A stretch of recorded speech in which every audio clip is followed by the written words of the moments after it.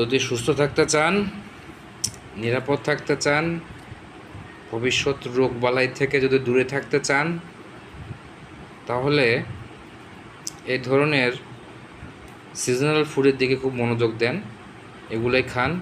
আল্লাহর রহমত, সকল প্রকার বালা মুসিবত থেকে আল্লাহ আপনাদের হেফাজত করবে। কারণ সব রোগের ওষুধ আল্লাহ পৃথিবীতেই দিছে, উনি কেমিক্যালের মধ্যে দেয়নি।